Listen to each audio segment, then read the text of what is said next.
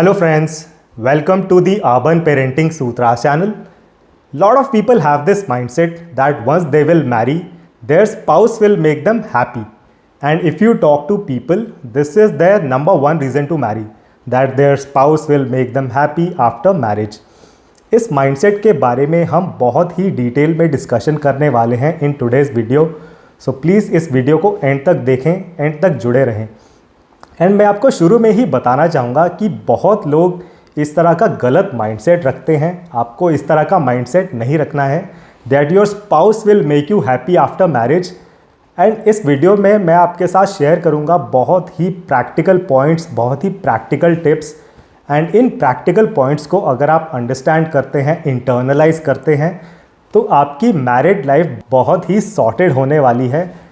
आप बहुत सारे मैरिटल इश्यूज़ को, मैरिटल कॉन्फ्लिक्ट्स को ऑल टुगेदर अवॉइड कर पाएंगे by watching this 10 to 12 to 15 minutes video. So please इस वीडियो को ज़रूर लाइक करें, चैनल को सब्सक्राइब करें, वीडियो को ज़्यादा से ज़्यादा शेयर करें अपने व्हाट्सएप ग्रुप्स पर, अपने फैमिली ग्रुप्स पर, बिकॉज़ बहुत लोगों को रिक्वायरमेंट है इस मैसेज की, इस वीडियो की. तो चलिए शुरू करते हैं. See, you do not marry so that your spouse will make you happy. You marry because you believe in the institution of marriage. And when I say institution of marriage, it is a very very old institution. ये हज़ारों सालों से चल रही है this institution of marriage.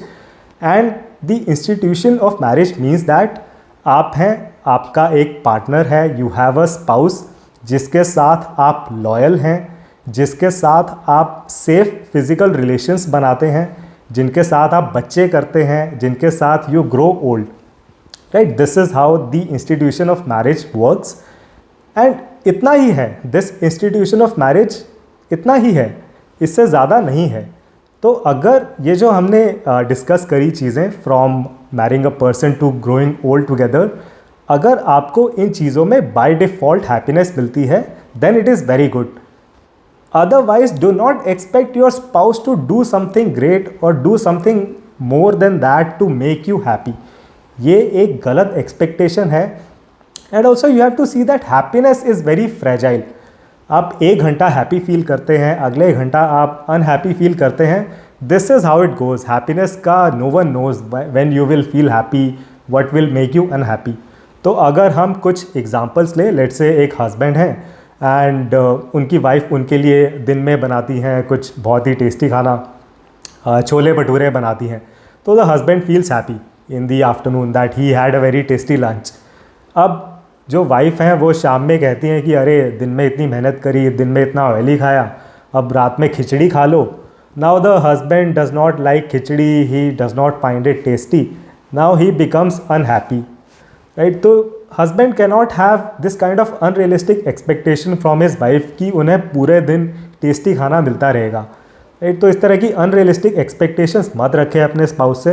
And एक दूसरे couple का अगर हम एग्जांपल लें, तो हो सकता है जो वाइफ हैं वो अपने हस्बैंड से ये एक्सपेक्ट करती हैं that he should take her out, he should take her to travel somewhere on a daily basis, या उन्हें घुमाने लेके जाना चाहिए, उन्हें कहीं बाहर खाने के लिए जाना चाहिए, बाहर पार्टी के लिए जाना चाहिए.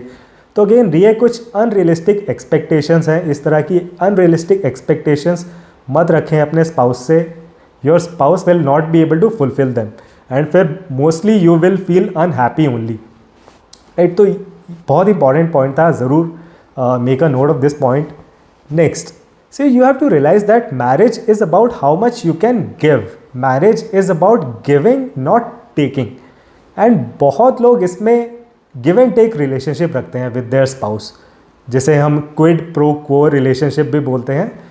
तो hidden contracts हो जाते हैं husband and wife के बीच में, and वो एक दूसरे को बोलते हैं कि अच्छा आज तुमने हमारे लिए ये किया है तो हम भी तुम्हारे लिए कुछ करेंगे. I will also make you happy.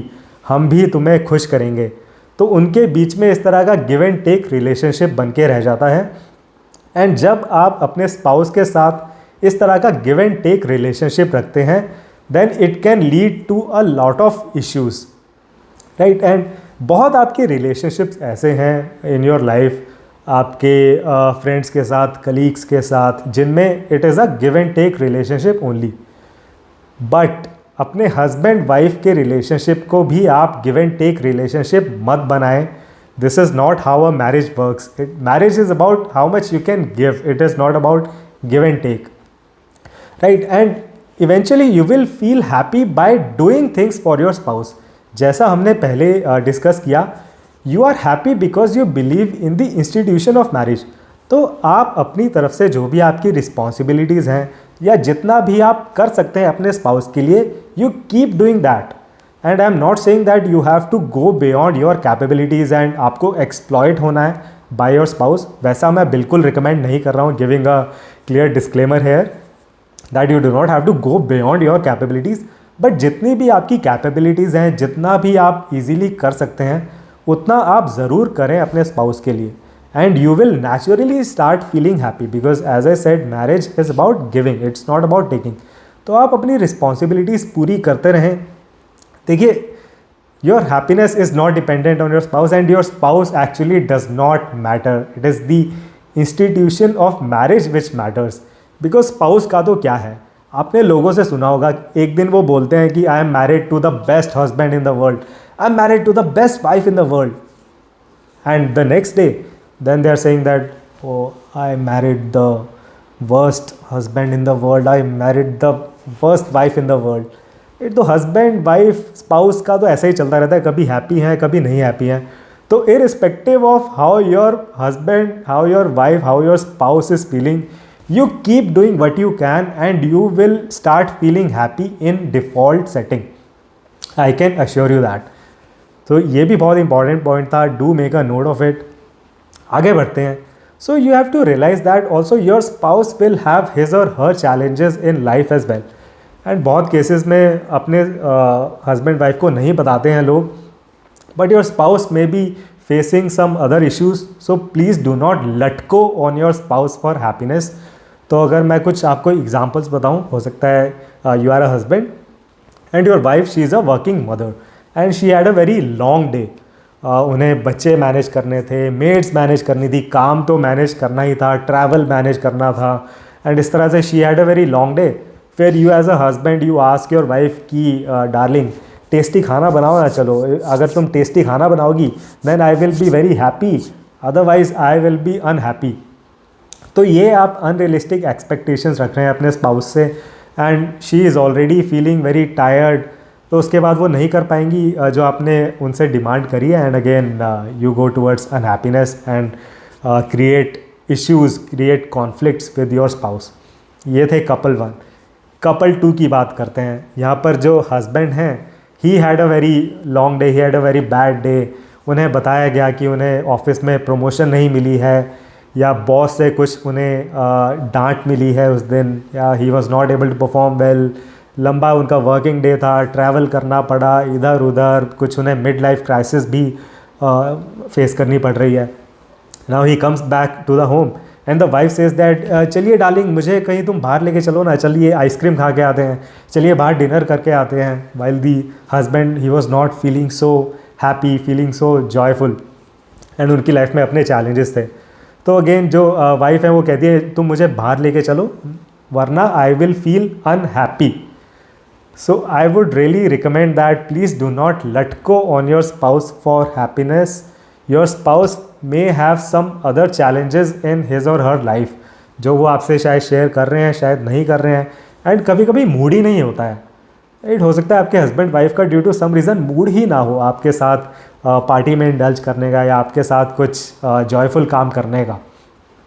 Right. सो इस तरह आप अवॉइड कर सकते हैं इस तरह के मैरिटल कॉन्फ्लिक्ट्स. बिकॉज जब दूसरे स्पाउस से आपको हैप्पीनेस नहीं मिलती है, when you are searching, when you are troubling your spouse for happiness, फिर आप अनहैप्पी हो जाते हैं, फिर आप लड़ने लगते हैं and then things can go downwards. तो ये चीज़ आपको ज़रूर रियलाइज़ करनी है. Do not let go on your spouse for happiness. Right. Next you have to realize that see marriage is not a common thing any more. जो current generations हैं they are very very confuse. जो current generation है they are very confuse about marriage, about kids. तो अगर आप मैरिड हैं you should be feeling happy in default setting. Right. Because the current generation, उनमें से कोई लोग मैरिज कर रहे हैं, कोई नहीं कर रहे हैं, कर रहे हैं तो लेट कर रहे हैं. So if you are married you can feel happy in default setting.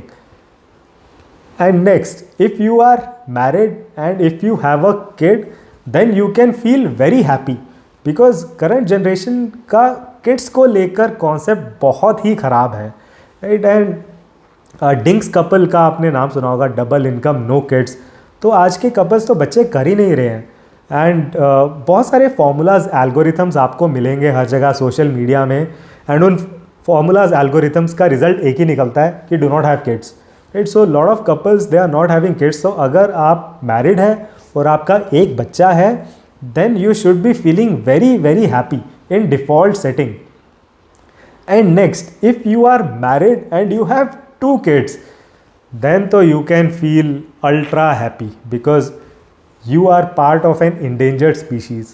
अब बहुत ही रेयरिटी हो चुकी है कि कपल 2 बच्चे करें, जो कि 20-25 साल पहले एक नॉर्मल चीज़ होती थी कि एक कपल है, उन्होंने टाइम से मैरिज करी, उसके बाद 2 बच्चे कर लिए. Now it has become a rarity.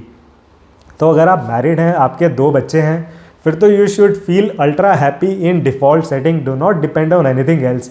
You are part of a very very elite and very limited group, right? So ये कुछ मैं आपको practicalities current जो lifestyle है उसकी practicalities बताना चाहता था, that how being married itself has become a cause for happiness, right? And do not feel unhappy because your spouse could not fulfill one of your demands, right? So now moving on, you have to realize that your happiness or unhappiness is in your hands.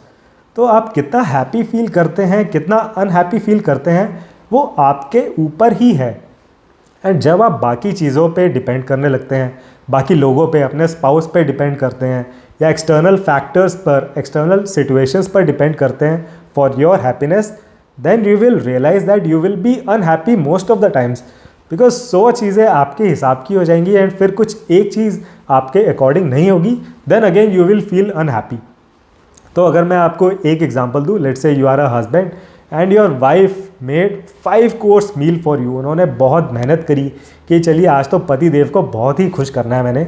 उन्होंने आपके लिए बनाई 5 course meal and you are also feeling very happy कि my wife is making such brilliant 5 course tasty meal for me. And आप अभी खाने बैठने वाले थे एंड लाइट चली गई, right? You are going to sit on the dining table and power cut. And again you feel unhappy because you were depending on external people, on your spouse, on external situations for happiness. तो कुछ भी हो सकता है, light चली जाएगी, आप unhappy हो गए. इंडिया मैच हार गई, you become unhappy. India world cup final हार गई, यू बिकम अनहैप्पी. आपके स्पाउस ने आपके हिसाब का नहीं किया एक बार, यू फील अनहैप्पी. तो इस तरह please do not outsource your happiness on your spouse, और do not outsource your happiness on other external things. Your happiness or your unhappiness is within you, is within yourself only. You have to realize this. तो I hope इस video में आपको बहुत ही practical points, बहुत ही practical tips मिले होंगे, एंड इन पॉइंट्स को आप अंडरस्टैंड करेंगे, इंटरनलाइज करेंगे, and it will really sort your married life. And बहुत कॉन्फ्लिक्ट्स इश्यूज़ होते हैं between spouses due to these expectations only कि अच्छा पति देव तुम तो मुझे हैप्पी नहीं करते हो, you always keep me unhappy, so I am going to fight with you. And similarly पति का भी कुछ इस तरह का माइंडसेट रहता है कि अगर पत्नी ने मेरी बात नहीं मानी, मेरे हिसाब से काम नहीं किया, तो I will feel unhappy, and now I am unhappy, now there are high chances of me fighting with my spouse, right? तो I hope you liked the content in this video. Do like it and do subscribe to the channel. Thank you very much for watching this video. See you in the next one.